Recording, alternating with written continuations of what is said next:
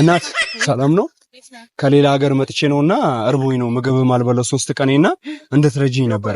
1000 ብርም ቢሆን እንድትረጂኝ ነበር። ተቸግሬ ነው። ምክንያቱም ወደ ምግብ አልበለው 3 ቀኔ ከሌላ ሀገር ነው የመጣው። ልመለስም ብር ስለሌለኝ ነው። ከቻልሽ 2000 ብርም መስጠት ትችያለሽ። ምን 2000 ብር ለምግብ 2000 ብር? የረዳኸው እኮ ነው እኮ። አዎ ወንድምሽ አልመስልም?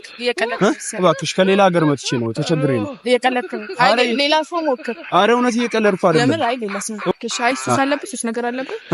ኧረ የምን ሱስ? ኧረ ተቸግሬ ነው በእናትሽ።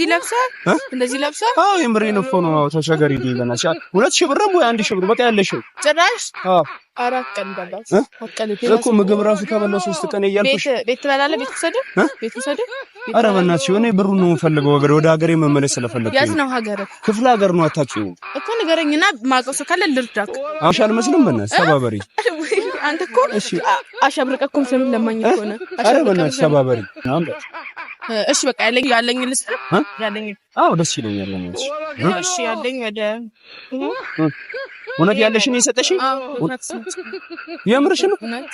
ቆይ አንዴ እኔ የምር እውነትን ደግነትሽን ለማየት ነበረ። የታክሲ የለኝም ነው ያልሽው? እኔ በቃ የታክሲው ልስጥሻ። ለኔ ለመልሰል ራሴ በቃ 5 ብር ለታክሲ